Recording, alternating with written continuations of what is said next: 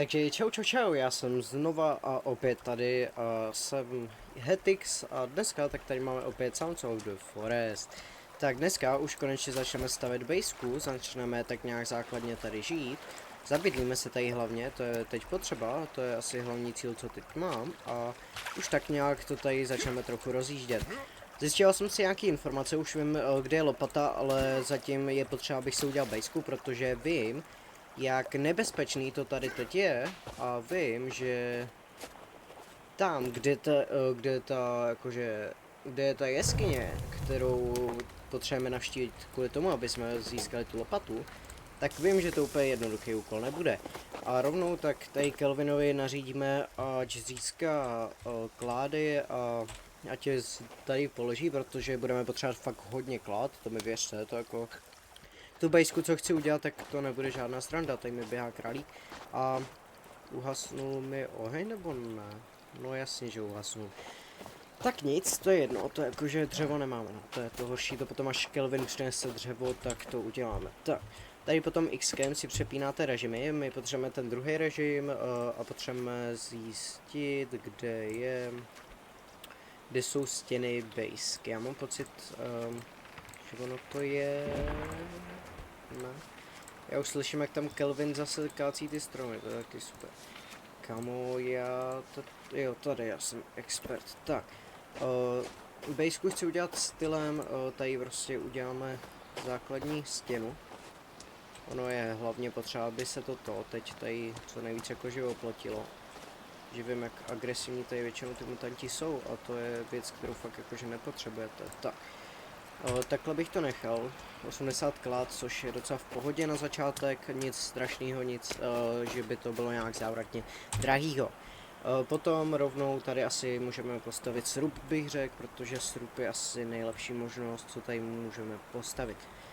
Tady rovnou přidáme srub a dáme ho tak nějak, aby nebyl úplně blbě, protože se mi už několikrát stalo, že když jsem tady postavil srub, tak byl strašně jakože danej blbě, že prostě měl vchod úplně někde úplně jako vysoko, zbytečně.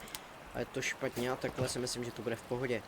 Je potřeba, aby Kelvin dones ty klády hlavně. A já je začnu odnášet na stavbu toho baráku. Tak. Potom chci ještě udělat, já vám to hned ukážu, tady je ochranná zeď.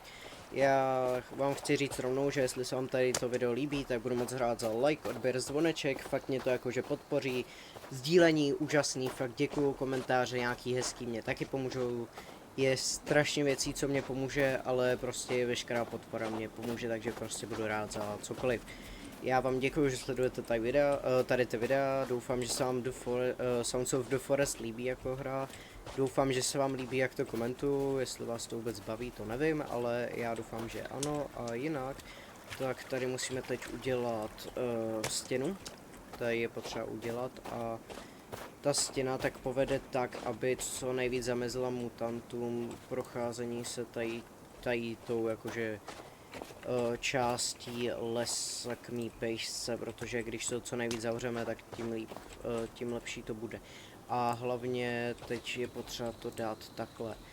A ještě to asi svedu takhle k tady tomu stromu, jestli mi ho Kelvin potom nepokácí a takhle to asi necháme, no 354 kg to budu těžit strašně dlouho, ale je potřeba, aby to bylo takhle co nejvíc ohraničený. Jednak jsem vám zapomněl v minulém díle ukázat, že potom tady nahoře, jestli to vyjumpuju, tak tady prostě tady byla taky nějaká skupina předtím a tady potom ledu se nebojte chodit, neměl by se propadnout, mám pocit. A tady prostě získáte základní nějaké věci, které se vám určitě budou hodit. Takže doufám, že se sem taky podíváte, protože tady najdete základní nějaké věci, nějaký lahve na molotovy a další podobné věci, konzervy a taky nějaký termoplachty a další tyhle ty věci. Jsou poměrně potřebné věci, které se vám určitě budou hodit. Tady už u toho stanu by nic nemělo být, ale tady potom je ještě jeskyně. Myslím, že nikam hodně nevede, že to není vůbec jakože velká jeskyně, ale prostě jsou tady základní tak nějaké věci. Tady můžete prostě se sbírat, tady máte nějaký látky, hodně látek, jakože a další podobné potřebné věci. Tady potom můžete slízt dolů. Já mám pocit, že zrovna tady nic upřímně není. Ale je to prostě jenom... Jo, je to prostě jenom jeskyně tak nějak. Já se omlouvám, mě teď překvapilo to, že... Ono to je taková mapa, mně přijde. Já nevím, jestli fakt v té jeskyni něco je, nebo není. Sám nevím, ale myslím, že ne, že to nikam nepokračuje, ale když tak se na to ještě podívám, jestli to vůbec někde pokračuje, ale myslím, že fakt ne. Tak, vylezeme zpátky, protože tady najdete jenom základní věci, nic víc, nic míň, chápete. Tak, vylezu nahoru. Hlavně pozor, abyste zpátky do té jeskyně nespadli, tak jestli mi to asi už povedlo. Jde zničit tady ty? Nejde, dobře, škoda. Jo, tady jsem zapomněl bodnu, tak. Máme drát, ten se bude potom hodit na nějaký elektrický obvody, myslím, že se dělali díky tomu. Ale myslím, že to není dvakrát jednoduchá věc, takže to je ten problém. A znovu nám tady sněží, ale myslím, že by neměl jako zase dvakrát to. Já nevím, jestli předtím sněžil, ale myslím, že ne. Jinak tady bych vám doporučil asi si udělat bejsku hned tady na začátku, protože tady máte ten potok a ten je ve většině případů hodně potřebný, protože se tam dají dát pasti na ryby a ryby jsou potřeba na jídlo, takže určitě vám doporučuji to udělat takhle. Jestli budete stavět podobnou bejsku jak já, tak nejdřív tady tu přední stranu dělejte, protože tady útočí nejvíc nepřátel, mám pocit, a vzadu tak tam za tu dobu, co jsem to hrál, tak na mě zzádu tam nezautočil ani jeden, ale jako tam vzadu tu bejsku dělám jenom kvůli, nebo jakože tu stěnu dělám kvůli tak nějak základní bezpečnosti, protože nevím, jak častý jsou útoky tam, ale prostě jako přijde mi to víc bezpečný, když si zbytečně udělám jako větší stěnu, než aby jsem to podstěnil a potom tady na mě furt nabíhali nějaký domorodci. Takže tak jsem vám to chtěl jenom říct, už vím potom do příštího videa, kde je lopata. Je to v jedné jeskyni, je docela daleko, si myslím, odsaď, ale prostě je to potřeba. Ono totiž v té jeskyni, jak jsem vám minule říkal, že tam moc věcí není, jak tam byla jenom ta kyslíková bomba, tak vy potřebujete nějakou potápickou věc, potápické vybavení a ještě potřebujete potom, já jsem mluvám, teď jsem se zasek, potřebujete prostě rope gunu je to a díky tý se myslím nějak slaníte přes ten provaz a dostanete se dál do té jeskyně. Myslím, že ta jeskyně není nic hezkýho, není to nic jednoduchého, takže uvidíme, jak nám to příště půjde, ale prostě je to tak, si myslím, jak to říkám. Tak, zapalíme se tady oheň, uděláme si jídlo, ať máme potom a rovnou asi se brhneme potom na dělání té bejsky, co jsme udělali. Potom jde zvětšovat ještě bejska tím, že si tady vezmete sekirku a jau. Se občas taky stává, že se zapálíte, abyste se uhasit, tak. A mělo u toho ohně by mělo jít, kde je? Mi to znova zhaslo. Já jsem ho možná rozkopal, ne. No, to je jedno. Neřeším to. Vezmu si tady ty klády a jdu postavit bejsku. Asi se vám ozvu za chvíli, až to budu mít tak nějak hotový pomalu. Takže už vám chci říct, že mě zbývá pár posledních těch klád, který musím donést, aby jsem to dokončil a bude mi to trvat asi něco kolem 13 minut. Což není tak strašný, bych chtěl říct. A potom asi se vrhnu ještě na stavbu těch tady opevnění prostě a jo, já už to mám takový, takže 13 minut mě to krásně trvalo. Tak, je to takovýhle baráček, tady můžete vyndat prkna, když se vám tam zaseknou, to prostě občas se stane. Neřešte to prostě, asi to je i zbytečný řešit a jestli vám můžu dát další radu, tak dávejte pozor na to, co Kevin dělá taky docela. Kelvin tak má docela problém s tím, že si neuvědomuje, že může umřít. Jako může umřít, to vám můžu říct na rovinu.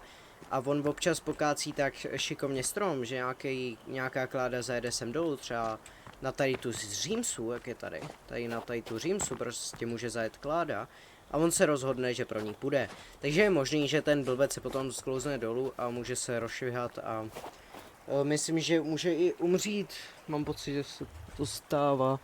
A Jaký pozor, co dělá u ohně, většinou oheň ho zabít moc nemůže, ale je malá pravděpodobnost, že prostě půjde a zabije ho prostě oheň, tím, že prostě nedává pozor a zapálí se. Taky vám doporučuji ho moc nebrat na výpravné akce, prostě když někam půjdete, dejte mu povel, ať zůstane tady u přístřežku třeba nebo to, protože taky je možno, že prostě on je postava, která nemůže bojovat. On je postava prostě, která vám jenom pomáhá, ale bojovat přímo jakože nemůže, když vám to můžu takhle říct. Prostě on je spíš taková postava, co prostě buď to s váma jde a spíš dává pozor na okolí a většinou, když se něco prostě stane, tak prostě udělá to, že se prostě schová za nejbližší strom a dělá, že tam prostě není většinou. A nebo se prostě snaží nějak schovat, aby se schoval před třeba mutantama, když po něm jdou, nebo takhle. Jinak, potom tam na straně vedle vody můžete vidět level síly. Myslím, že tím, že kácíte stromy, tak se vám ten level zvyšuje a potom myslím, že máte efektivnější kácení prostě stromu nebo tak. Nevím, tohle berte jenom takový jenom typ, který není ověřený. Myslím, že to je takhle, jak říkám, ale nejsem si tím na 100% jistý, je to spíš takový jakože můj typ, co tak jsem slyšel. Potom vám chci říct, že tady jsou dvě hlavní NPCčka. Je to Kelvin a ještě jedno NPCčko, nebo spíš jedna holka. To vám potom ukážu, až se objeví, ukážu vám, o co jde. Ale teď vám to ukazovat nebudu, jenom z toho důvodu, že prostě chci vám nechat level překvapení, jako jsem byl překvapený já, když se mi tady jedno jen tak objevila. To je taková jenom věc, co vám chci říct a tak nějak vám chci říct taky, že Kelvin jakože nemusí jíst, nemusí nic většinou. Prostě nebojuje, nejí nic, on je takový jako klidně NPCčko, který vám spíš pomáhá. Takže fakt, když jdete na výpravu, nechte ho tady, on tady vydrží a většinou na vás ani není naštvaný. A jinak ještě jedna věc, která mě strašně pobavila. Když takhle k němu půjdete a zakejváte hlavou, no tak on to teď neudělá, ale potom, když nebude mít klády, tak vám to ukážu, co dělám. A když takhle k němu přijdete, on mi sem donese klády, pojď sem, Kelvine, pojď sem. Tady prostě můžete takhle to a on zakejve hlavu. Takhle můžete s ním jakože rádoby komunikovat, není to úplně efektivní, ale prostě mě to třeba mega pobavilo, když jsem to zjistil, že prostě když na ní zakejváte, tak on vám zakejvá nazpátek. Je to taková docela srandovní věc a docela mě to i pobavilo prostě, když jsem to zjistil, takže to jsem vám chtěl jenom říct a já asi začnu kácet stromy už tady a potom ještě, já tady nevím, jestli jsem vám něco chtěl říct, jo. Ještě když půjdete do inventáře, já doufám, že na mě ten strom nesklepší. Potom můžete, myslím, nějak z kamene, provazu a potom je klacek, myslím, musíte mít. Ale ten zrovna tady vidím, krása, tak. Uděláte, nástroj na opravy se to jmenuje. Dáte provaz, klacek a kamen a máte věc, kterou můžete takhle zkombinovat a potom tím můžete opravovat hradby. Nebo jakože tady to opevnění, jak je, tak tím můžete opravovat. Kvůli tomu, že když na vás třeba naběhnou mutanti, tak oni mají tendenci prostě to rozbíjet a vy to potom můžete opravovat. Občas takhle třeba jděte a zkontrolujte si, jestli to není někde rozbitý, nebo prostě jestli to není nahitovaný NPCčkama, je to docela potřebný si to občas kontrolovat, protože potom budete muset zbytečně stavět nový oplocení kvůli tomu, že to zničili. To je jenom takový tip můj a jinak potom tady můžete mít ještě nějaký bylinky. Vy můžete mít rostlinnou zbroj, OK. Je to léčivý mix, já nevím jak se dělá, ale prostě dělá se z aloe vera, myslím, že tam je. Aloe vera a zkombinujete to s tímhle, ne? To se dělá, léčivý mix plus. A ještě s něčím to musíte zkombinovat, teď nevím přesně s čím, ale tady potom musíte zkombinovat možná s heřmánkem, jestli to nebyl, jestli ten tam nemusíte dát, aby to, já tady nevidím jediný to, co by mě povolalo, tak to je teď jedno. Potom smícháním, tady potom, kde to je látka, a prostě smícháním látky a tady vodkou, tak vám vznikne tady je látka. Látka toto vám vznikne prostě molotov, vám to můžu ukázat prostě. Potom to můžete zapalovačem tady zapálit a můžete tím prostě zapalovat NPCčka nebo jakože nějaký mutanty a tak dále. Je to hlavně potřebný do jeskyní tam většinou a taky to osvětluje, myslím, ty jeskyně, takže to je potřebný. No nic, já už teď zase se s váma rozloučím a za chvíli se ozvu, jak budu mít zase hotovou částí pejsky, nebo jestli si najdu, co vám budu chtít říct. Takže se prostě uvidíme za chvíli.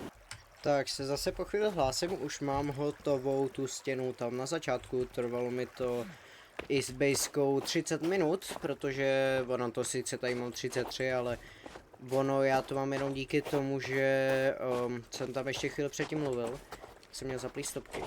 A jinak pozor na Kelvina, on takhle odhazuje občas ty špalky, když něco po něm chcete a to je velký problém, když před ním stojíte, no, tak proti vám hodí. A jinak chtěl jsem vám říct, že mutanti, nebo jakože ono, já jsem po tobě, no to je jedno, tak ono, mutanti tak má jakože určitý trasy, nebo jakože ty pátrací skupiny. Ono většinou to není, že když si postavíte bejsku třeba tady, takže sem nějak výrazně chodí. Ono většinou to je, že mají nějaký určitý trasy a sem spíš občas přijdou, aby zjistili, co tady třeba děláte a proč to tady děláte. Takže nic to a já mu nařídím, ať tady začne házet klacky. Nebo jakože klády a začneme stavět i tady tu stěnu, je to jenom 230 klacků, to snad už nebude tak strašný. No nic, no, takže tak jsem vám se chtěl nám ozvat, říct vám, jak to je a asi jdu makat dál a potom se vám ozvu snad, až budu mít hotovou tady tu stěnu, protože ono to ještě na chvíli bude. Takže uvidíme se prostě za chvíli, no, zase. Tak, po chvíli se zase hlásím, jenom takový menší vstup, je 18:55 a já se jdu konečně vyspat, protože docela se setmělo, jako nic strašného, ale jako docela je to vidět ráno, asi budeme muset udělat táborák, protože jídlo nám dochází, pití nám dochází a nevypadá to zatím moc dobře, takže to, ale já ještě budu muset spát tady v tom, ve stanu jenom tady narychlo, protože jsem si zapomněl udělat postel v tom a tak nějak jenom všechno, co já mu chtěl říct. Mutanty jsem neslyšel, takže to řešit nebudu a jenom jako je menší vstup, tak to vyspím a zase se vám ozvu, až bude něco zajímavého, takže tak. Já se omlouvám, že takhle najednou vstupuju, ale ono, kámo, tamhle prostě se mě objevila Virginia. To je druhý NPCčko tady hlavní, po Kelvinovi a je docela důležitá, protože ona mi bude tady tak nějak pomáhat, bude se mi snažit tady trochu zpříjemnit ten svět, ona, jestli ji někdy potkáte, tak ji prostě většinou ze začátku ignorujte, nesnažte se na ní nabíhat, nic jí nedělejte, protože ono potom se vás bude bát a dlouho zase nepřijde. Já jsem ji teď nechtěně trochu vyděsil, proto odběhla daleko, ale jestli si pamatujete, tak v prvním díle, jak jsem se tam díval na ty přeživší, co máme najít, to je jinak další úkol, nebo jakože máme najít tam ty, co byly ztracený, jak tam byla ta celá rodinka, tak Virginia, tak to je dcera těch dvou, no prostě ona, to je prostě rodinka. Tam ty dva, tak to jsou rodiče téhletý Virginie, tu máme taky najít a právě, že to je jeden z těch úkolů, že ji máme právě že najít a právě to je ono, to další NPCčko a ona většinou nic nedělá, většinou vám i třeba pomáhá nebo tak, jakože se jí nebojte a hlavně jí nic nedělejte zbytečně, ona vám potom bude docela užitečná. Vám chci jenom tak nějak říct a jinak už jsem trochu postoupil, nic velkého, takže tak nějak v pohodě. Protože já jsem si teď dal chvíli pauzu, vy o tom nevíte, ale prostě šel jsem se najíst to, takže jsem to tady chvíli nechal běžet a najednou se mi tady objevila, já moc jí tam nechci otravovat. Mně přijde, že ona se snaží odejít, ale no já začnu stavět asi tam tu druhou část na druhé straně, ať ji teď neotravuju. Tady to bude potřeba udělat, ale tak jako chápete. Já si myslím, že si dolů potom ještě nesjeli nějaký klády, když si to tak vezmu, nejsem si teď jistý, ale já mám pocit, že určitě. A jinak ono, tady je jezírko, to ani nevím. Jakože, ne jezírko, potůček, tak. Já tak mám problém s tady s tím pojmenováním, no, takže. Tak, uvidíme, jak dlouho tady bude, ale potom ona tady bude častěji a častěji, když ji necháte, takže ji nechte, prosím vás. A nic si asi ani nedělejte zbytečně, takže. Tak a já doufám, odešla, dobrý. že já ji tady nechci otrvat, ale teď nevím vůbec kam šla, jestli šla dopryč, nebo jestli tady ještě někde je, já ji třeba nevidím osobně. A doufám, že ji Kelvin nevystrašil, zrovna ten si myslím, že taky docela jí může děsit. Ale tak to je jedno, no, takže to je jenom takový vstup, jenom abych jsem vám řekl. A jinak mě napadlo, že bychom mohli když tak udělat i nějaký stream, kdybyste chtěli, jako nemám s tím asi nějaký problém, klidně tady z Sounds of the Forest, nemám jakože s tím problém, já si myslím, že ono to je i docela dobrá podpora pro vás za to, že sledujete mý videa, tak jakože můžeme udělat nějaký prostě nějaký stream, jakože s tím problém nemám. A můžeme třeba pokecat nebo tak, jako nemám s tím asi sebe menší problém, budu možná za to i jakože docela rád se s váma tak nějak jako vám vrátit za to, že sledujete něco, tak já jsem vám chtěl jenom říct, že prostě je možnost, když tak streamy, kdyby to asi budu dělat i stream za 100 odběratel, já vím, že to není moc velká hranice, ale jakože chápete, prostě chci vám za to aspoň trochu poděkovat. A to je asi tak nějak hlavní, co chci dělat. Já doufám, že vás mý videa obecně i baví, jako doufám, že máte rádi tady tu teď jakože sérii z Sounds of the Forest. Mám tady docela ještě velký, mám tady ještě velký plány docela, když si to tak vezmu, jako a tak když tak můžeme udělat ten stream, kde byste měli zájem, nemám s tím sebe menší problém. Tak, já tady ještě jdu stavět dál tady prostě tady tu stěnu a potom se vám zase ozvu, až bude něco zajímavého. Tak, nemožné se stalo skutečností a máme hotovou tady tu stěnu, i tu stěnu nahoře jsem dodělal, takže docela v pohodě, za mě hodně dobrý. A tipněte si schválně do komentářů, jak dlouho mi to trvalo postavit, já vám to teď řeknu. Tak, napište komentář, 3, 2, 1, teď. A celý tady ten baráček i ty stěny mi trvaly dohromady hodinu 20 minut. Vy z toho máte kolem 23 minut, myslím video, že? A tak nějak teď už jenom tady dodělám pár věcí, dám sem asi nějaký květináče a další podobný typ, protože já bych potřeboval potom aloe vera pěstovat, to by se nám strašně hodilo a jinak asi prostě nějaký ty. A ještě by se mi hodilo udělat tady pár budek, takže teď získám klacky, nebo i Kelvin mi získá klacky a tak nějak si myslím, že už pomalu budeme mít tady ty základy hotový a možná už v příštím díle se vydáme do, jak se to tam jmenuje, do jeskyně, já se mluvám. Teď si tady ještě uděláme luk, krásně, ať máme, když tak, ono se to bude hodit v příštích videích, bych se tím skoro vsadil a potom budeme nějak muset vyrobit náboje, ale tak to už je jedno. No, já děkuji tím pádem za sledování tohoto videa, můžete mě napsat, jak dlouho mi to teda trvalo, i když to teď už víte, jestli jste to napsali, děkuju.